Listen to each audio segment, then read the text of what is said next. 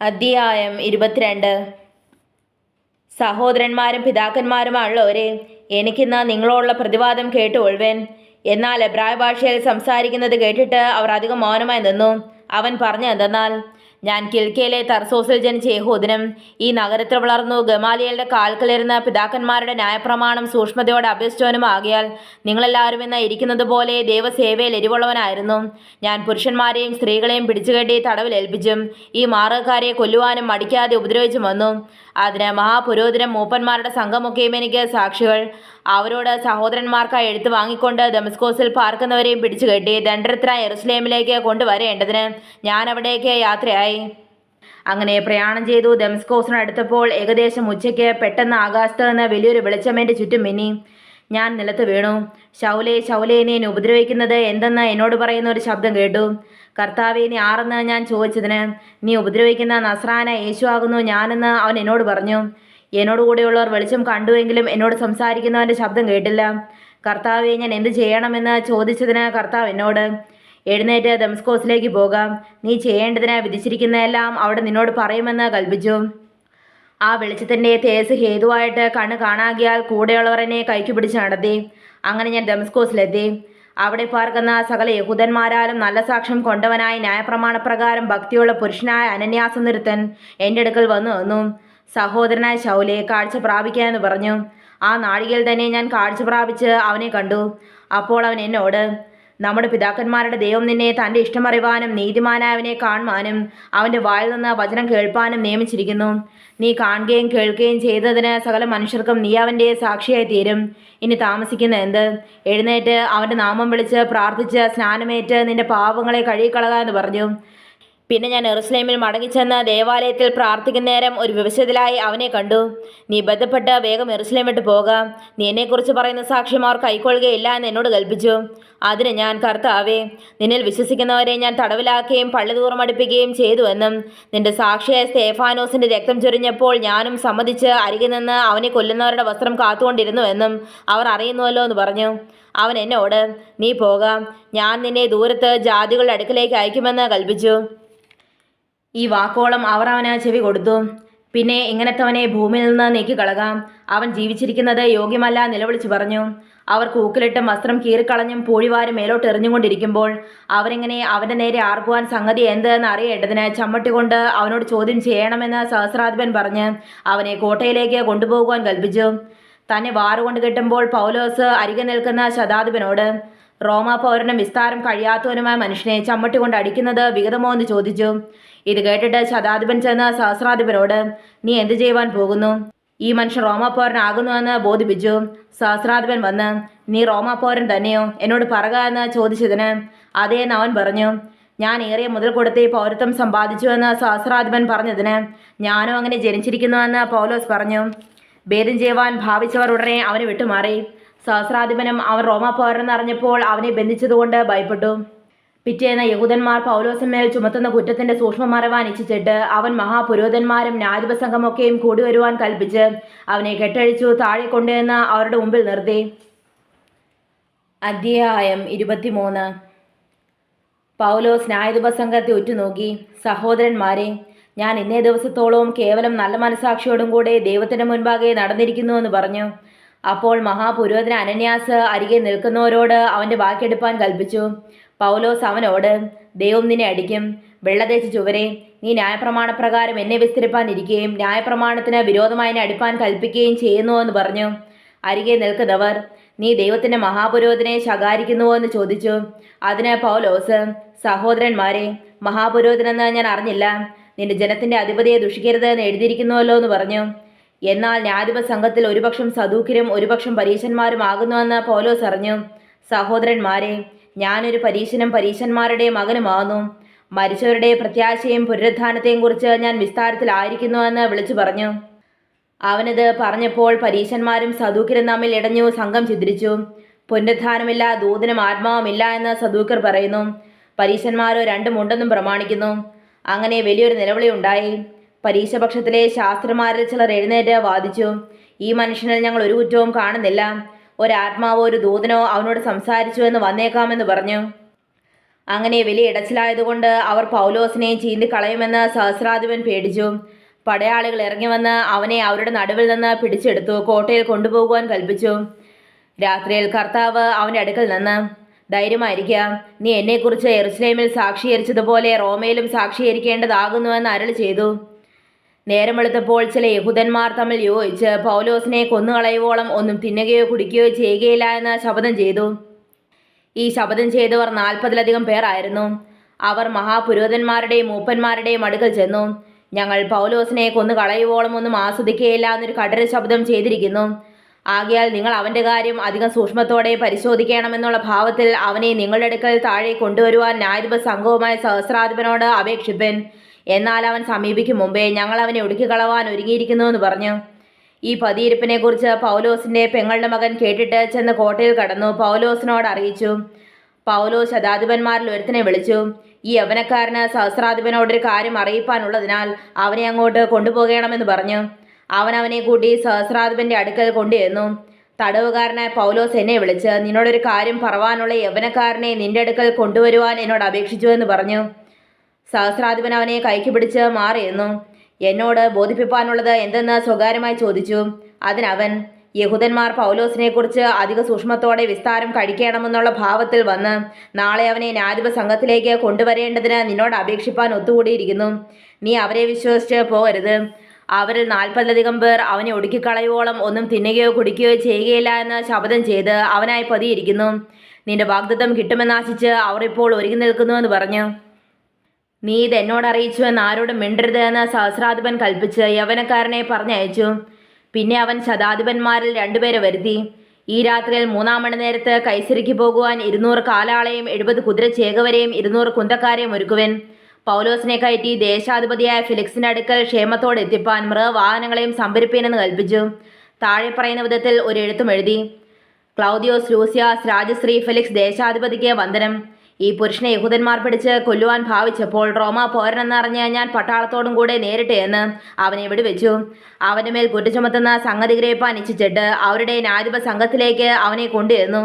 എന്നാൽ അവരുടെ ന്യായപ്രമാണം സംബന്ധിച്ചുള്ള തർക്കങ്ങളെക്കുറിച്ച് കുറ്റം ചുമത്തുന്നതല്ലാതെ മരണത്തിനോ ചങ്ങലയ്ക്കോ യോഗ്യമായതൊന്നുമില്ല എന്ന് കണ്ടു. അനന്തരം ഈ പുരുഷന്റെ നേരെ അവർ കൂട്ടുകെട്ട് ഉണ്ടാക്കുന്നുവെന്ന് തുമ്പ് കിട്ടിയപ്പോൾ ഞാൻ തൽക്ഷണം അവനെ നിന്റെ അടുക്കലേക്ക് അയച്ചിരിക്കുന്നു. അവൻ്റെ നേരെയുള്ള അന്യായം സന്നിധാനത്തിൽ ബോധിപ്പിപ്പാൻ വാദികളോട് കൽപ്പിച്ചു വിരിക്കുന്നു. ശുഭമായിരിക്കട്ടെ. പടയാളികൾ കൽപ്പനപ്രകാരം പൗലോസിനെ കൂട്ടി രാത്രിയിൽ അന്തിപത്രിസോളം കൊണ്ടുവന്നു. പിറ്റന്നാൾ കുതിരച്ചേകവരെ അവനോടുകൂടെ അയച്ചു കോട്ടയിലേക്ക് മടങ്ങിപ്പോന്നു. മറ്റവർ കൈസരിലെത്തി ദേശാധിപതിക്ക് എഴുത്തു കൊടുത്തു. പൗലോസിനെയും അവൻ്റെ മുൻപിൽ നിർത്തി. അവൻ എഴുത്ത് വായിച്ചിട്ട് ഏത് സംസ്ഥാനക്കാരനെന്ന് ചോദിച്ചു. കിലിക്കക്കാരനെന്ന് കേട്ടാറേ. വാദികളും കൂടെ വന്നു ചേരുമ്പോൾ നിന്നെ വിസ്തരിക്കാമെന്ന് പറഞ്ഞ് ഹെരോദാവിൻ്റെ ആസ്ഥാനത്തിൽ അവനെ കാത്തുകൊള്ളുവാൻ കൽപ്പിച്ചു. അധ്യായം 24. 5 നാൾ കഴിഞ്ഞ ശേഷം മഹാപുരോഹിതൻ അനന്യാസ് മൂപ്പന്മാരോടും തെർത്തുല്ലോസ് എന്നൊരു വ്യവഹാരജ്ഞനോടും കൂടി വന്നു. പൗലോസിന് നേരെ ദേശാധിപതിയുടെ മുൻപാകെ അന്യായം ബോധിപ്പിച്ചു.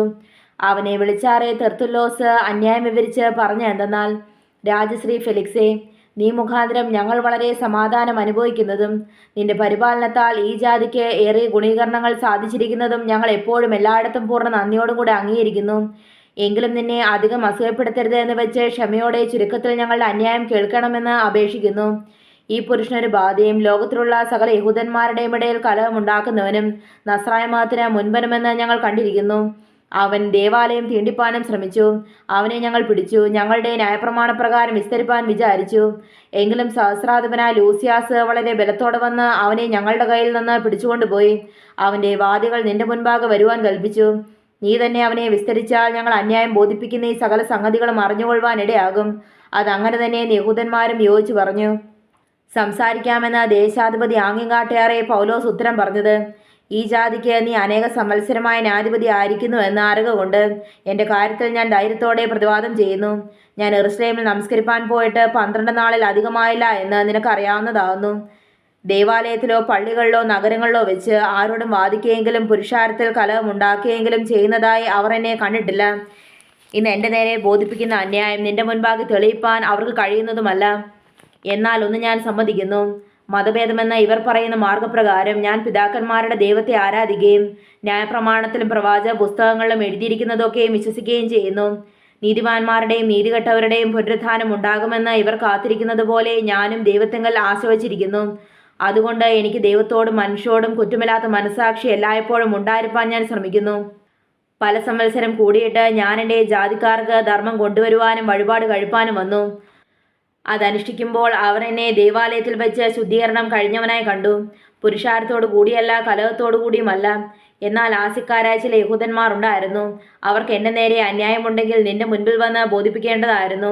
അല്ല, ഞാൻ ന്യായാധിപ സംഘത്തിന് മുൻപിൽ നിൽക്കുമ്പോൾ മരിച്ചവരുടെ പുനരുദ്ധാനത്തെക്കുറിച്ച് ഇന്ന് നിങ്ങൾ എന്നെ വിസ്തരിക്കുന്നുവെന്ന് ഞാൻ വിളിച്ചു പറഞ്ഞൊരു വാക്കല്ലാതെ അവിടെ വെച്ച് എൻ്റെ പക്കൽ വല്ല കുറ്റവും കണ്ടിട്ടുണ്ടെങ്കിൽ ഇവർ തന്നെ പറയട്ടെ.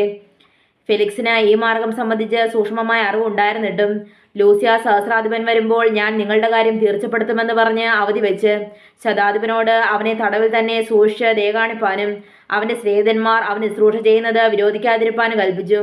കുറെ നാൾ കഴിഞ്ഞിട്ട് ഫെലിക്സ് യഹൂദ സ്ത്രീയായ തന്റെ ഭാര്യ ദ്രുസില്ലയുമായി വന്നു. പൗലോസിനെ വരുത്തി ക്രിസ്തുയേശുവിലുള്ള വിശ്വാസത്തെക്കുറിച്ച് അവൻ്റെ പ്രസംഗം കേട്ടു. എന്നാൽ അവൻ നീതി, ഇന്ദ്രിയജയം, വരുവാനുള്ള ന്യായവിധി എന്നിവയെക്കുറിച്ച് സംസാരിക്കുമ്പോൾ ഫെലിക്സ് ഭയപരവശനായി. തൽക്കാലം പോകാം, അവസരമുള്ളപ്പോൾ നിന്നെ വെളുപ്പിക്കാമെന്ന് പറഞ്ഞു. പൗലോസ് തനിക്ക് ദ്രവ്യം തരുമെന്നാശിച്ചു പലപ്പോഴും അവനെ വരുത്തി അവനോട് സംഭാഷിച്ചു പോന്നു. 2 ആണ്ട് കഴിഞ്ഞിട്ട് ഫെലിക്സിന് പിൻവാഴിയായി പൊർക്കിയോസ് ഫെസ്തോസ് വന്നപ്പോൾ ഫെലിക്സ് യഹൂദന്മാരുടെ പ്രീതി സമ്പാദിക്കണമെന്ന് വെച്ച് പൗലോസിനെ തടവുകാരനായി വിട്ടേച്ചു പോയി. അധ്യായം 25. ഫെസ്തോസ് സംസ്ഥാനത്തിൽ വന്നിട്ട് 3 നാൾ കഴിഞ്ഞ ശേഷം കൈസരയിൽ നിന്ന് യെരുശലേമിലേക്ക് പോയി. അപ്പോൾ മഹാപുരോഹിതന്മാരും യഹൂദന്മാരുടെ പ്രധാനികളും പൗലോസിന്റെ നേരെ അവന്റെ സന്നദ്ധയിൽ അന്യായം ബോധിപ്പിച്ചു. ദയചെയ്ത് അവനെ യെരുശലേമിലേക്ക് വരുത്തേണ്ടതിന് അവർ പൗലോസിന് പ്രതികൂലമായി അവനോട് അപേക്ഷിച്ചു. വഴിയിൽ വെച്ച് അവനെ ഒടുക്കിക്കളവാൻ അവർ ഒരു പതിയിരിപ്പ് നിർത്തി. അതിന് ഫെസ്തോസ്, പൗലോസിനെ കൈസരയിൽ സൂക്ഷിച്ചിരിക്കുന്നു. ഞാൻ വേഗം അവിടേക്ക് പോകുന്നുണ്ട്. നിങ്ങളിൽ പ്രാപ്തിയുള്ളവർ കൂടെ വന്ന് ആ മനുഷ്യന്റെ നേരെ അന്യായമുണ്ടെങ്കിൽ ബോധിപ്പിക്കട്ടെ എന്ന് ഉത്തരം പറഞ്ഞു. അവൻ ഏകദേശം 8-10 ദിവസം അവരുടെ താമസിച്ച ശേഷം കൈസരയ്ക്ക് മടങ്ങിപ്പോയി. പിറ്റേന്ന് ന്യായാസനത്തിലിരുന്ന് പൗലോസിനെ വരുത്തുവാൻ കൽപ്പിച്ചു. അവൻ വന്നാറെ യെരുശലേമിൽ നിന്ന് വന്ന യഹൂദന്മാർ ചുറ്റും നിന്ന് അവന്റെ നേരെ കഠിനകുറ്റം പലതും ബോധിപ്പിച്ചു. പൗലോസോ, യഹൂദന്മാരുടെ ന്യായപ്രമാണത്തോടാകട്ടെ ദേവാലയത്തോടാകട്ടെ കൈസരോടാകട്ടെ ഞാനൊരു കുറ്റവും ചെയ്തിട്ടില്ല എന്ന് പ്രതിപാദിച്ചാറേ ആ കുറ്റങ്ങളെ തെളിയിപ്പാൻ അവർക്ക് കഴിഞ്ഞില്ല. എന്നാൽ ഫെസ്തോസ് യഹൂദന്മാരുടെ പ്രീതി സമ്പാദിപ്പാൻ ഇച്ഛിച്ച് പൗലോസിനോട്, യെരുശലേമിലേക്ക് ചെന്ന് അവിടെ എൻ്റെ മുൻപിൽ വെച്ച് ഈ സംഗതികളെക്കുറിച്ച് വിസ്താരം നടപ്പാൻ നിനക്ക് സമ്മതമുണ്ടോ എന്ന് ചോദിച്ചതിന് പൗലോസ്, ഞാൻ കൈസരുടെ ന്യായാസനത്തിന് മുൻപാകെ നിൽക്കുന്നു. അവിടെ എന്നെ വിസ്തരിക്കേണ്ടതാകുന്നു. യഹൂദന്മാരോട് ഞാനൊരു അന്യായം ചെയ്തിട്ടില്ല. അത് നീയും നല്ലവണ്ണം അറിഞ്ഞിരിക്കുന്നു. ഞാൻ അന്യായം ചെയ്തു മരണയോഗ്യമായത് വല്ലതും പ്രവർത്തിച്ചിട്ടുണ്ടെങ്കിൽ മരണയക്ഷ ഏൽക്കുന്നതിന് എനിക്ക് വിരോധമില്ല. ഇവർ എൻ്റെ നേരെ ബോധിപ്പിക്കുന്ന അന്യായം നേരല്ല എന്ന് വരികിലോ എന്നെ അവർക്ക് ഏൽപ്പിച്ചു കൊടുപ്പാൻ ആർക്കും കഴിയുന്നതല്ല. ഞാൻ കൈസരെ അഭയം ചൊല്ലുന്നു എന്ന് പറഞ്ഞു. അപ്പോൾ ഫെസ്തോസ് തൻ്റെ ആലോചനാ സഭയോട് സംസാരിച്ചിട്ട്, കൈസരെ നീ അഭയം ചൊല്ലിയിരിക്കുന്നു. കൈസരുടെ അടുക്കിലേക്ക് നീ പോകുമെന്ന് ഉത്തരം പറഞ്ഞു. ഒട്ടുനാൾ കഴിഞ്ഞ ശേഷം അഗ്രിപ്പ രാജാവും ബെർണീക്കയും ഫെസ്തോസിനെ വന്ദനം ചെയ്യുവാൻ കൈസരയിലെത്തി. കുറേ നാളവിടെ പാർക്കുമ്പോൾ ഫെസ്തോസ് പൗലോസിന്റെ സംഗതി രാജാവിനോട് വിവരിച്ചു പറഞ്ഞത്, ഫെലിക്സ് വിട്ടേച്ചു പോയ തടവുകാരനുണ്ട്. ഞാൻ യെരുശലേമിൽ ചെന്നപ്പോൾ യഹൂദന്മാരുടെ മഹാപുരോഹിതന്മാരും മൂപ്പന്മാരും എൻ്റെ അടുക്കൽ വന്ന് അവൻ്റെ നേരെ അന്യായം ബോധിപ്പിച്ചു, വിധിക്ക് അപേക്ഷിച്ചു. എന്നാൽ പ്രതിവാദികളെ അഭിമുഖമായി കണ്ട് അന്യായത്തെക്കുറിച്ച് പ്രതിവാദിപ്പാൻ ഇടകെട്ടും മുമ്പേ യാതൊരു മനുഷ്യനെയും ഏൽപ്പിച്ചു കൊടുക്കുന്നത് റോമർക്ക് മര്യാദയല്ല എന്ന് ഞാൻ അവരോട് ഉത്തരം പറഞ്ഞു. ആകയാൽ അവർ ഇവിടെ വന്ന് കൂടിയാറെ ഞാൻ ഒട്ടും താമസിയാതെ പിറ്റേന്ന് തന്നെ ന്യായാസനത്തിലിരുന്ന് ആ പുരുഷനെ കൊണ്ടുവരുവാൻ കൽപ്പിച്ചു. വാദികൾ അവനെ ചുറ്റും നിന്നു. ഞാൻ നിരൂപിച്ചിരുന്ന കുറ്റമൊന്നും ബോധിപ്പിക്കാതെ സ്വന്തം മഹത്തെക്കുറിച്ചും ജീവിച്ചിരിക്കുന്നു എന്ന് പൗലോസ് പറയുന്ന മരിച്ചുപോയ യേശു എന്നൊരുവനെക്കുറിച്ചും ചില തർക്കസംഗതികളെ കൊണ്ടുവന്നതേ ഉള്ളൂ. ഇങ്ങനെയുള്ള വിഷയങ്ങളിൽ വിചാരണ നടത്തേണ്ടത് എങ്ങനെയെന്ന് ഞാൻ അറിയാകിയാൽ നിനക്ക് യെരുശലേമിലേക്ക് പോയി അവിടെ സംഗതികളെക്കുറിച്ച് വിസ്താരം നടപ്പാൻ സമ്മതമുണ്ടോ എന്ന് ചോദിച്ചു. എന്നാൽ പൗലോസ് ചക്രവർത്തി തിരുമനസ്സിലെ വിധിക്കായി തന്നെ സൂക്ഷിക്കണമെന്ന് അഭയം ചൊല്ലുകയാൽ കൈസറുടെ അടുക്കൽ അയക്കുവോളം അവനെ സൂക്ഷിപ്പാൻ കൽപ്പിച്ചു. ആ മനുഷ്യന്റെ പ്രസംഗം കേൾപ്പാൻ എനിക്കും ആഗ്രഹമുണ്ടായിരുന്നുവെന്ന് അഗ്രിപ്പാവ് ഫെസ്തോസിനോട് പറഞ്ഞതിന് നാളെ കേൾക്കാമെന്ന് അവൻ പറഞ്ഞു. പിറ്റേന്ന് അഗ്രിപ്പാവ് ബെർണീക്കയുമായി വളരെ ആഡംബരത്തോടെ വന്നു. സഹസ്രാധിപതികളോടും നഗരത്തിലെ പ്രധാനികളോടും കൂടെ വിചാരണ മണ്ഡപത്തിൽ വന്നാറെ ഫെസ്തോസിന്റെ കൽപ്പനയാൽ പൗലോസിനെ കൊണ്ടുവന്നു.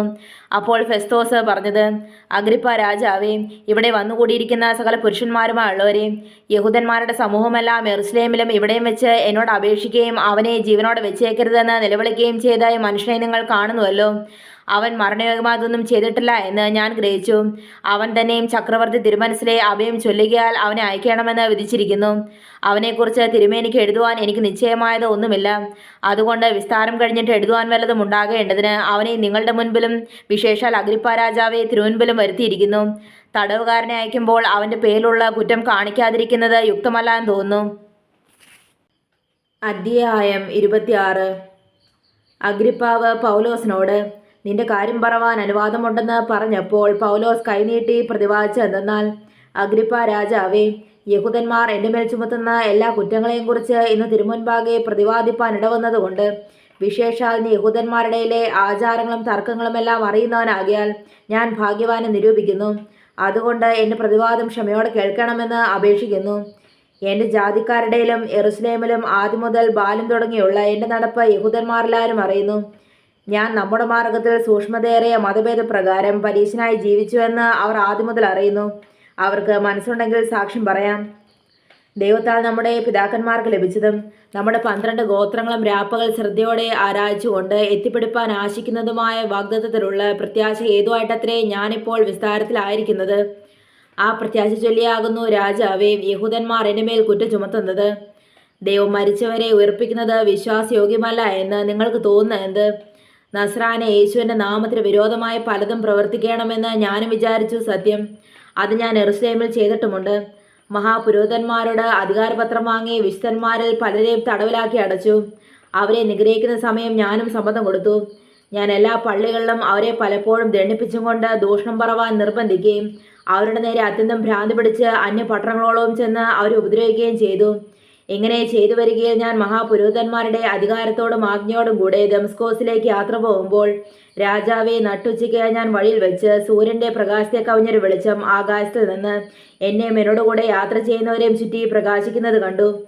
ഞങ്ങളെല്ലാവരും നിലത്ത് വീണപ്പോൾ, ശൗലേ ശൗലേ നീ എന്നെ ഉപദ്രവിക്കുന്നത് എന്ത്? മുള്ളിൻ്റെ നേരെ ഉദയ്ക്കുന്നത് നിനക്ക് വിഷമമാകുന്നു എന്ന് എബ്രായ ഭാഷയിൽ എന്നോട് പറയുന്നൊരു ശബ്ദം ഞാൻ കേട്ടു. നീ ആരാകുന്നു കർത്താവേ എന്ന് ഞാൻ ചോദിച്ചതിന് കർത്താവ്, നീ ഉപദ്രവിക്കുന്ന യേശു തന്നെ ഞാൻ. എങ്കിലും എഴുന്നേറ്റ് നിവർന്നു നിൽക്കുക. നീ എന്നെ കണ്ടതിനും ഇനി ഞാൻ നിനക്ക് പ്രത്യക്ഷനാവാനിരിക്കുന്നതിനും നിന്നെ ശുശ്രൂഷകനും സാക്ഷ്യമായി നിയമിപ്പാൻ ഞാൻ നിനക്ക് പ്രത്യക്ഷനായി. ജനത്തിൻ്റെയും ജാതികളുടെയും കയ്യിൽ നിന്ന് ഞാൻ നിന്നെ രക്ഷിക്കും. അവർക്ക് പാപമോചനവും എന്നിലുള്ള വിശ്വാസത്താൽ ശുദ്ധീകരിക്കപ്പെട്ടവരുടെയിൽ അവകാശവും ലഭിക്കേണ്ടതിന് അവരുടെ കണ്ണു തുറപ്പാനും അവരെ ഇരുളിൽ നിന്ന് വെളിച്ചത്തിലേക്കും സാത്താൻ്റെ അധികാരത്തിൽ നിന്ന് ദൈവത്തിങ്കിലേക്കും തിരിപ്പാനും ഞാനിപ്പോൾ നിന്നെ അവരുടെ അടുക്കൽ അയക്കുന്നുവെന്ന് കൽപ്പിച്ചു. അതുകൊണ്ട് അഗ്രിപ്പാ രാജാവേ, ഞാൻ സ്വർഗീയ ദർശനത്തിന് അനുസരണക്കേട് കാണിക്കാതെ ആദ്യം ദമസ്കോസിലും യെരുശലേമിലും യഹൂദ ദേശത്തെങ്ങുമുള്ളവരോടും പിന്നെ ജാതികളോടും മാനസാന്തരപ്പെട്ട് ദൈവത്തിങ്കിലേക്ക് തിരിഞ്ഞ് മാനസാന്തരത്തിന് യോഗ്യമായ പ്രവർത്തികൾ ചെയ്യണമെന്ന് പ്രസംഗിച്ചു. ഇതു നിമിത്തം യഹൂദന്മാർ ദേവാലയത്തിൽ വെച്ച് എന്നെ പിടിച്ചു കൊല്ലുവാൻ ശ്രമിച്ചു. എന്നാൽ ദൈവത്തിൻ്റെ സഹായം ലഭിക്കിയാൽ ഞാൻ ഇന്നുവരെ നിൽക്കുകയും ചെറിയവരോടും വലിയവരോടും സാക്ഷ്യം പറഞ്ഞു പോരുകയും ചെയ്യുന്നു. ക്രിസ്തു കഷ്ടം അനുഭവിക്കുകയും മരിച്ചവരുടെ പുനരുത്ഥാനത്തിൽ ആദ്യനായി ജനത്തോടും ജാതികളോടും വെളിച്ചമറിയിക്കുകയും ചെയ്യുമെന്ന് പ്രവാചകന്മാരും മോശയും ഭാവി കാലത്തെക്കുറിച്ച് പ്രസ്താവിച്ചതൊഴികെ വേറെയൊന്നും ഞാൻ പറയുന്നില്ല. ഇങ്ങനെ പ്രതിവാദിക്കൽ ഫെസ്തോസ്, പൗലോസേ നിനക്ക് ഭ്രാന്തുണ്ട്, വിദ്യാബോധത്താൽ നിനക്ക് ഭ്രാന്ത് പിടിച്ചിരിക്കുന്നുവെന്ന് ഉറക്കെ പറഞ്ഞു. അതിന് പൗലോസ്, രാജസ്ത്രീ ഫെസ്തോസേ, എനിക്ക് ഭ്രാന്തില്ല. ഞാൻ സത്യവും സുബോധവുമായ വാക്കത്രേ സംസാരിക്കുന്നത്. രാജാവിന് ഇതിനെക്കുറിച്ച് അറിവുള്ളത് കൊണ്ട് അവനോട് ഞാൻ പ്രാഗൽഭ്യത്തോടെ സംസാരിക്കുന്നു. അവനിതൊന്നും മറവായിരിക്കുന്നില്ല എന്ന് എനിക്ക് നിശ്ചയമുണ്ട്. അതൊരു കോണിൽ നടന്നതല്ല. അഗ്രിപ്പാ രാജാവേ, പ്രവാചകന്മാരെ വിശ്വസിക്കുന്നുവെന്ന് ഞാൻ അറിയുന്നുവെന്ന് പറഞ്ഞു. അഗ്രിപ്പ പൗലോസിനോട്, ഞാൻ ക്രിസ്ത്യാനിയായി തീരുവാൻ നീ അല്പം കൊണ്ട് സമ്മതിപ്പിക്കുന്നുവെന്ന് പറഞ്ഞു. അതിന് പൗലോസ്, നീ മാത്രമല്ല, ഇന്നെൻ്റെ പ്രസംഗം കേൾക്കുന്നവർ എല്ലാവരും അല്പം കൊണ്ടാകട്ടെ അധികം കൊണ്ടാകട്ടെ ഈ ചങ്ങലയൊഴികെ എന്നെപ്പോലെ ആകണമെന്ന് ഞാൻ ദൈവത്തോട് അപേക്ഷിക്കുന്നുവെന്ന് പറഞ്ഞു. അപ്പോൾ രാജാവും ദേശാധിപതിയും ബെർണീക്കയും അവരുടെ കൂടെ ഇരുന്നവരും എഴുന്നേറ്റ് മാറിയെന്നു. ഈ മനുഷ്യൻ മരണത്തിനോ ചങ്ങലയ്ക്കോ യോഗ്യമായതൊന്നും ചെയ്തിട്ടില്ല എന്ന് തമ്മിൽ പറഞ്ഞു. കൈസരെ അഭയം ചൊല്ലിയിരുന്നില്ലെങ്കിൽ അവനെ വിട്ടയപ്പാൻ കഴിയുമായിരുന്നു എന്ന് അഗ്രിപ്പാവ് ഫെസ്തോസിനോട് പറഞ്ഞു. അധ്യായം 27. ഞങ്ങൾ കപ്പൽ കയറി ഇറ്റലിക്ക് പോകണമെന്ന് കൽപ്പനയായപ്പോൾ പൗലോസിനെയും മറ്റു ചില തടവുകാരെയും ഔഗസ്ത്യ പട്ടാളത്തിലെ ശതാധിപനായ യൂലിയോസിനെ ഏൽപ്പിച്ചു. അങ്ങനെ ഞങ്ങൾ ആസക്കര പറ്റി ഓടുവാനുള്ള ഒരു അദ്രമുത്യ കപ്പൽ കയറി നീക്കി. തെസ്സലോനിക്കയിൽ നിന്നുള്ള മക്കദോന്യക്കാരനായ അരിസ്തർഹോസും ഞങ്ങളോടുകൂടെ ഉണ്ടായിരുന്നു. പിറ്റേന്ന് ഞങ്ങൾ സീതോനിലെത്തി. യൂലിയോസ് പൗലോസിനോട് ദയ കാണിച്ചു. സ്നേഹിതന്മാരുടെ അടുക്കൽ പോയി സൽക്കാരം കൈക്കൊള്ളുവാൻ അനുവദിച്ചു. അവിടെ നിന്ന് ഞങ്ങൾ നീക്കി. കാറ്റ് പ്രതികൂലമാകിയാൽ കുപ്രോസ് ദ്വീപിൻ്റെ മറപറ്റി ഓടി. കിൽക്കിയ പംഫുല്യ കടൽ വഴിയായി ചെന്നു. ലുക്കിയയിലെ മൊറ പട്ടണത്തിലെത്തി. അവിടെ ശതാധിപൻ ഇതിലേക്ക് പോകുന്ന ഒരു അലക്സാന്ദ്രിയ കപ്പൽ കണ്ടു. ഞങ്ങളെ അതിൽ കയറ്റി. പിന്നെ ഞങ്ങൾ ബഹുദിവസം പതുക്കെ ഓടി. ക്നീദോസ് തൂക്കിൽ പ്രയാസത്തോടെ എത്തി. കാറ്റ് സമ്മതിക്കാകിയാൽ കേത്രദ്വീപിൻ്റെ മറപറ്റി ശൽമോനിക്ക് നേരെ ഓടി. കരപറ്റി പ്രയാസത്തോടെ ലസയ പട്ടണത്തിൻ്റെ സമീപത്ത് ശുഭതുറമുഖമെന്ന പേരുള്ള സ്ഥലത്തെത്തി. ഇങ്ങനെ വളരെ നാൾ ചെന്ന ശേഷം നോമ്പും കഴിഞ്ഞിരിക്കെ കപ്പലോട്ടം വൈഷമ്യമാകൊണ്ട് പൗലോസ്, പുരുഷന്മാരെ, ഈ യാത്രയിൽ ചരക്കിനും കപ്പലിൻ്റെ മാത്രമല്ല നമ്മുടെ പ്രാണങ്ങൾക്കും ഏറെ കഷ്ടനഷ്ടങ്ങൾ വരുമെന്ന് ഞാൻ കാണുന്നുവെന്ന് അവരെ പ്രബോധിപ്പിച്ചു. ശതാധിപനോ പൗലോസ് പറഞ്ഞതിനേക്കാൾ മാലൂമിയുടെയും കപ്പലുടമസ്ഥൻ്റെയും വാക്ക് അധികം വിശ്വസിച്ചു. ആ തുറമുഖം ശീതകാലം കഴിപ്പാൻ തക്കതല്ല ആകിയാൽ അവിടെ നീക്കി തെക്കു പടിഞ്ഞാറായും വടക്കു പടിഞ്ഞാറായും തുറന്നു കിടക്കുന്ന ഫൊയ്നിക്ക എന്ന കേത്ര തുറമുഖത്ത് കഴിവുണ്ടെങ്കിൽ ചെന്ന് ശീതകാലം കഴിക്കണമെന്ന് മിക്കപേരും ആലോചന പറഞ്ഞു. തെക്കൻ കാറ്റ് മന്ദമായി ഒതുകിയാൽ താല്പര്യം സാധിച്ചുവെന്ന് തോന്നി. അവർ അവിടെ നിന്ന് നങ്കൂരമെടുത്തു. കേത്രദ്വീപിൻ്റെ മറപറ്റി ഓടി. കുറെ കഴിഞ്ഞിട്ട് അതിന് വിരോധമായി ഈശാനമൂലിൽ നിന്ന് കൊടുങ്കാറ്റടിച്ചു. കപ്പൽ കാറ്റിന് നേരെ നിൽപ്പാൻ കഴിയാതെ വണ്ണം കുടുങ്ങിയാൽ ഞങ്ങൾ കൈവിട്ടങ്ങനെ പാറിപ്പോയി. ക്ലൗദ എന്ന ചെറിയ ദ്വീപിൻ്റെ മറപറ്റി ഓടിയിട്ട് പ്രയാസത്തോടെ തോണി കൈവശമാക്കി. അത് വലിച്ചു കയറ്റിയിട്ട് അവർ കപ്പൽ ചുറ്റിക്കെട്ടിയും മറ്റും ഉറപ്പ് വരുത്തി. പിന്നെ മണത്തിട്ടമേൽ അകപ്പെടുമെന്ന് പേടിച്ച് പായിറക്കി അങ്ങനെ പാറിപ്പോയി. ഞങ്ങൾ കൊടുങ്കാറ്റാൽ അത്യന്തം മലയെ കൊണ്ട് പിറ്റേന്ന് അവർ ചരക്ക് പുറത്തു കളഞ്ഞു. മൂന്നാം നാൾ അവർ സ്വന്തം കൈയാൽ കപ്പൽ കൂപ്പും കടലിട്ട് കളഞ്ഞു. വളരെ നാളായിട്ട് സൂര്യനെയോ നക്ഷത്രങ്ങളെയോ കാണാതെയും വല്ലാത്ത കൊടുങ്കാറ്റ് അടിച്ചുകൊണ്ടും ഇരിക്കിയാൽ ഞങ്ങൾ രക്ഷപ്പെടുമെന്നുള്ള ആശയമൊക്കെ മറ്റുപോയി. അവർ വളരെ പട്ടണി കടന്ന ശേഷം പൗലോസ് അവരുടെ നടുവിൽ നിന്നുകൊണ്ട് പറഞ്ഞത്, പുരുഷന്മാരെ, എൻ്റെ വാക്കനുസരിച്ച് കേത്രയിൽ നിന്ന് നീക്കാതെയും ഈ കഷ്ടനഷ്ടങ്ങൾ സമ്പാദിക്കാതെയും ഇരിക്കേണ്ടതായിരുന്നു. എങ്കിലും ഇപ്പോൾ ധൈര്യത്തോടെ ഇരുപ്പാൻ ഞാൻ നിങ്ങളോട് അപേക്ഷിക്കുന്നു. കപ്പലിനല്ലാതെ നിങ്ങളെല്ലാവരുടെയും പ്രാണന് ഹാനി വരികയില്ല. എൻ്റെ ഉടയവനും ഞാൻ സേവിച്ചു വരുന്നവനുമായ ദൈവത്തിൻ്റെ ദൂതൻ ഈ രാത്രിയിൽ എൻ്റെ അടുക്കൽ നിന്നു. പൗലോസെ, ഭയപ്പെടരുത്. നീ കൈസരുടെ മുമ്പിൽ നിൽക്കേണ്ടതാകുന്നു. നിന്നോടുകൂടെ യാത്ര ചെയ്യുന്നവരെയൊക്കെയും ദൈവം നിനക്ക് ദാനം ചെയ്തിരിക്കുന്നുവെന്ന് പറഞ്ഞു. അതുകൊണ്ട് പുരുഷന്മാരെ, ധൈര്യത്തോടെ ഇരുപ്പൻ. എന്നോട് അരുളി ചെയ്തതുപോലെ തന്നെ സംഭവിക്കുമെന്ന് ഞാൻ ദൈവത്തെ വിശ്വസിക്കുന്നു. എങ്കിലും നാം ഒരു ദ്വീപിന്മേൽ മുട്ടി വീഴേണ്ടതാകുന്നു. 14-ാം രാത്രിയായപ്പോൾ ഞങ്ങൾ അദ്രിയ കടൽ അലയും നേരം അർദ്ധരാത്രിയിൽ ഒരു കരയ്ക്ക് സമീപിക്കുന്നുവെന്ന് കപ്പൽക്കാർക്ക് തോന്നി. അവർ ഈയമിട്ട് 20 മാറെന്ന് കണ്ടു. കുറേ അപ്പുറം പോയിട്ട് വീണ്ടും ഈയമിട്ട് 15 മാറെന്ന് കണ്ടു. പാറസ്ഥലങ്ങളിൽ അകപ്പെടുമെന്ന് പേടിച്ച് അവർ അമരത്ത് നിന്ന് 4 നങ്കൂരമിട്ട് നേരം വെളുപ്പാൻ ആഗ്രഹിച്ചുകൊണ്ടിരുന്നു. എന്നാൽ കപ്പൽക്കാർ കപ്പൽ വിട്ട് ഓടിപ്പോകാൻ വിചാരിച്ച് അണിയത്ത് നിന്ന് നങ്കൂരമിടുവാൻ പോകുന്നു എന്നുള്ള ഭാവത്തിൽ തോണി കടലിലിറക്കി. അപ്പോൾ പൗലോസ് ശതാധിപനോടും പടയാളികളോടും, ഇവർ കപ്പലിൽ താമസിച്ചല്ലാതെ നിങ്ങൾക്ക് രക്ഷപ്പെടുവാൻ കഴിയുന്നതല്ല എന്ന് പറഞ്ഞു. പടയാളികൾ തോണിയുടെ കയർ അറുത്തത് വീഴിച്ചു കളഞ്ഞു. നേരം വെളുക്കാറായപ്പോൾ പൗലോസ് എല്ലാവരോടും ഭക്ഷണം കഴിക്കേണ്ടതിന് അപേക്ഷിച്ചു. നിങ്ങളൊന്നും ഭക്ഷിക്കാതെ കാത്തുകൊണ്ട് പട്ടണി കിടക്കുന്നത് ഇന്ന് 14-ാം ദിവസമാകുന്നുവല്ലോ. അതുകൊണ്ട് ആഹാരം കഴിക്കണമെന്ന് ഞാൻ നിങ്ങളോട് അപേക്ഷിക്കുന്നു. അത് നിങ്ങളുടെ രക്ഷയ്ക്കുള്ളതല്ലോ. നിങ്ങളൊരുത്തൻ്റെയും തലയിൽ ഒരു രോമം പോലും നഷ്ടമാകുകയില്ല നിശ്ചയമെന്ന് പറഞ്ഞു. ഇങ്ങനെ പറഞ്ഞിട്ട് അപ്പമെടുത്ത് എല്ലാവരും കാണുകയെ ദൈവത്തെ വാഴ്ത്തിയിട്ട് നുറുക്കി തിന്നു തുടങ്ങി. അപ്പോൾ എല്ലാവരും ധൈര്യപ്പെട്ട് ഭക്ഷണം കഴിച്ചു. കപ്പൽ ഞങ്ങൾ ആകപ്പാടെ 276 ആളുണ്ടായിരുന്നു. അവർ തിന്ന് തൃപ്തി വന്ന ശേഷം ധാന്യം കടൽ കളഞ്ഞ് കപ്പലിൻ്റെ ഭാരം കുറച്ചു. വെളിച്ചമായപ്പോൾ ഇന്ന ദേശമെന്ന് അവർ അറിഞ്ഞില്ല എങ്കിലും കരയുള്ളൊരു തുറ കണ്ടു. കഴിയുമെങ്കിൽ കപ്പൽ അതിലേക്ക് ഓടിക്കണമെന്ന് ഭാവിച്ചു. നങ്കൂരം അറുത്ത് കടൽ വിട്ട് ചുക്കാൻ്റെ കെട്ടുമഴിച്ച് പെരുമ്പായ കാറ്റുമുഖമായി കൊടുത്തു കരയ്ക്ക് നേരെ ഓടി. ഇരുകടൽ കൂടിയൊരു സ്ഥലത്തിന്മേൽ ചെന്ന് കയറുകയാൽ കപ്പലടിഞ്ഞ് അണിയെ മുറിച്ച് ഇളക്കമില്ലാതെയായി. അമരം തിരയുടെ കേമത്താൽ ഉടഞ്ഞുപോയി. തടവുകാരെല്ലാവരും നീന്തി ഓടിപ്പോകാതിരിപ്പാൻ അവരെ കൊല്ലണമെന്ന് പടയാളികൾ ആലോചിച്ചു. ശതാധിപനോ പൗലോസിനെ രക്ഷിപ്പാൻ ഇച്ഛിച്ചിട്ട് അവരുടെ താല്പര്യം തടുത്തു. നീന്തുവാൻ കഴിയുന്നവർ ആദ്യം ചാടി കരയ്ക്ക് പറ്റുവാനും ശേഷമുള്ളവർ പലകമേലും കപ്പലിൻ്റെ ഗണ്ടകളുടെ മേലുമായി എത്തുവാനും കൽപ്പിച്ചു. ഇങ്ങനെ എല്ലാവരും കരയിലെത്തി രക്ഷപ്പെടുവാൻ സംഗതി വന്നു. അധ്യായം 28. രക്ഷപ്പെട്ട ശേഷം ദ്വീപിൻ്റെ പേർ മെലിത്ത എന്ന് ഞങ്ങൾ ഗ്രഹിച്ചു. അവിടുത്തെ ബർബരന്മാർ ഞങ്ങൾക്ക് അസാധാരണ ദയ കാണിച്ചു. മഴയും ശീതവും നിമിത്തം തീ കൂട്ടി ഞങ്ങളെയൊക്കെയും കൈക്കൊണ്ടു. പൗലോസ് കുറെ വിറക് പെറുക്കി തീയിലിട്ടപ്പോൾ ഒരണളി ചൂട് നിമിത്തം പുറപ്പെട്ട് അവൻ്റെ കൈക്ക് പറ്റി. ആ ജന്തു അവൻ്റെ കൈമേൽ തൂങ്ങുന്നത് ബർബരന്മാർ കണ്ടപ്പോൾ, ഈ മനുഷ്യൻ ഒരു കൊലപാതകൻ സംശയമില്ല, കടലിൽ നിന്ന് രക്ഷപ്പെട്ടിട്ടും നീതിദേവി അവന് ജീവിച്ചിരിപ്പാൻ സമ്മതിക്കുന്നില്ല എന്ന് തമ്മിൽ പറഞ്ഞു. അവനോ ജന്തുവിനെ തീയിൽ കുടഞ്ഞു കളഞ്ഞു. ദോഷമൊന്നും പറ്റിയില്ല. അവൻ വീർക്കുകയോ പെട്ടെന്ന് ചത്തുവീഴുകയോ ചെയ്യുമെന്ന് വെച്ച് അവർ കാത്തു നിന്നു. വളരെ നേരം കാത്തു നിന്നിട്ടും അവൻ ആപത്തൊന്നും ഭവിക്കുന്നില്ല എന്ന് കണ്ട് മനസ്സ് മാറി. അവനൊരു ദേവനെന്ന് പറഞ്ഞു. ആ സ്ഥലത്തിൻ്റെ സമീപത്ത് പുബ്ലിയോസ് എന്ന ദ്വീപ് പ്രമാണിക്ക് ഒരു ജന്മഭൂമി ഉണ്ടായിരുന്നു. അവൻ ഞങ്ങളെ ചേർത്തു. 3 ദിവസം ആദരവോടെ അത് സൽക്കാരം ചെയ്തു. പുബ്ലിയോസിന്റെ അപ്പൻ പനിയും അതിസാരവും പിടിച്ച് കിടപ്പായിരുന്നു. പൗലോസ് അവന്റെ അടുക്കൽ അകത്തിയെന്നു പ്രാർത്ഥിച്ചു, അവന്റെ മേൽ കൈവച്ചു, സൗഖ്യം വരുത്തി. ഇത് സംഭവിച്ച ശേഷം ദ്വീപിലെ മറ്റ് ദീനക്കാരും വന്നു സൗഖ്യം പ്രാപിച്ചു. അവരുമേറെ സമ്മാനം തന്നു, ഞങ്ങളെ മാനിച്ചു. ഞങ്ങൾ കപ്പൽ കയറുന്ന സമയം ആവശ്യമുള്ളത് കയറ്റി തന്നു. 3 മാസം കഴിഞ്ഞ ശേഷം ആ ദ്വീപിൽ ശീതകാലം കഴിച്ച് കിടന്നിരുന്ന അശ്വിന് ചിഹ്നമുള്ള ഒരു അലക്സാന്ദ്രിയ കപ്പൽ ഞങ്ങൾ കയറി പുറപ്പെട്ടു. സുറക്കൂസിൽ കരക്കിറങ്ങി 3 നാൾ പാർത്തു. അവിടെ നിന്ന് ചുറ്റിയോടി രേഗോനിലെത്തി. ഒരു ദിവസം കഴിഞ്ഞിട്ട് തെക്കൻകാരെ അടിച്ചതിനാൽ പിറ്റേന്ന് പുത്തോലിയിലെത്തി. അവിടെ സഹോദരന്മാരെ കണ്ടു. തങ്ങളോടുകൂടെ 7 നാൾ താമസിക്കണമെന്ന് അവർ അപേക്ഷിച്ചു. പിന്നെ ഞങ്ങൾ റോമിലെത്തി. അവിടുത്തെ സഹോദരന്മാർ ഞങ്ങളുടെ വർത്തമാനം കേട്ടിട്ട് അമ്പിപ്പുരവും ത്രിമണ്ഡപവും വരെ ഞങ്ങൾ എതിരേറ്റ് വന്നു. അവരെ കണ്ടിട്ട് പൗലോസ് ദൈവത്തെ വാഴ്ത്തി ധൈര്യം പ്രാപിച്ചു. റോമിൽ എത്തിയ ശേഷം തനിക്ക് കാവലായ പടയാളിയോടുകൂടെ വേറിട്ട് പറപ്പാൻ പൗലോസിന് അനുവാദം കിട്ടി. 3 ദിവസം കഴിഞ്ഞിട്ട് അവൻ യഹൂദന്മാരിൽ പ്രധാനികളായവരെ വിളിപ്പിച്ചു. അവർ വന്നുകൂടിയപ്പോൾ അവരോട് പറഞ്ഞത്, സഹോദരന്മാരെ, ഞാൻ ജനത്തിനോ പിതാക്കന്മാരുടെ ആചാരങ്ങൾക്കോ വിരോധമൊന്നും ചെയ്തിട്ടില്ലാതിരിക്കെ എന്നെ യെരുശലേമിൽ നിന്ന് ബദ്ധനായ റോമക്കാരുടെ കയ്യിൽ ഏൽപ്പിച്ചു. അവർ വിസ്തരിച്ചാറെ മരണയോഗ്യമായതൊന്നും എന്നിൽ കാണാകിയാൽ എന്നെ വിട്ടയപ്പാൻ അവർക്ക് മനസ്സുണ്ടായിരുന്നു. എന്നാൽ യഹൂദന്മാർ എതിർ പറയുകയാൽ ഞാൻ കൈസരെ അഭയം ചൊല്ലേണ്ടി വന്നു. എൻ്റെ ജാതിയുടെ നേരെ അന്യായം ബോധിപ്പിപ്പാൻ എനിക്ക് ആതൊന്നും ഉണ്ടായിട്ടില്ല താനും. ഇത് ഹേതുവായി നിങ്ങളെ കണ്ട് സംസാരിക്കണമെന്ന് വെച്ച് ഞാൻ നിങ്ങളെ വിളിപ്പിച്ചു. ഇസ്രായേലിന്റെ പ്രത്യാശ നിമിത്തമാകുന്നു ഞാൻ ഈ ചങ്ങല ചുമക്കുന്നത്. അവർ അവനോട്, നിന്റെ സംഗതിക്ക് യഹൂദയിൽ നിന്ന് ഞങ്ങൾക്ക് എഴുത്തു വരികയോ സഹോദരന്മാരിലാരും വന്ന് നിന്നെക്കൊണ്ട് യാതൊരു ദോഷവും പറയുകയോ ചെയ്തിട്ടില്ല. എങ്കിലും ഈ മതഭേദത്തിന് എല്ലായിടത്തും വിരോധം പറയുന്നുവെന്ന് ഞങ്ങൾ അറിയുന്നതിനാൽ നിന്റെ മതം ഇന്നതെന്ന് നീ തന്നെ പറഞ്ഞു കേൾപ്പാൻ ആഗ്രഹിക്കുന്നുവെന്ന് പറഞ്ഞു. ഒരു ദിവസം നിശ്ചയിച്ചിട്ട് പലരും അവൻ്റെ പാർപ്പിടത്തിൽ അവൻ്റെ അടുക്കൽ വന്നു. അവരോട് അവൻ ദൈവരാജ്യത്തിന് സാക്ഷ്യം പറഞ്ഞു. മോശയുടെ ന്യായപ്രമാണവും പ്രവാചക പുസ്തകങ്ങളും ആധാരമാക്കി യേശുവിനെക്കുറിച്ച് അവർക്ക് ബോധം വരുമാറ് രാവിലെ തുടങ്ങി സന്ധ്യ വരെ വിവരിച്ചു.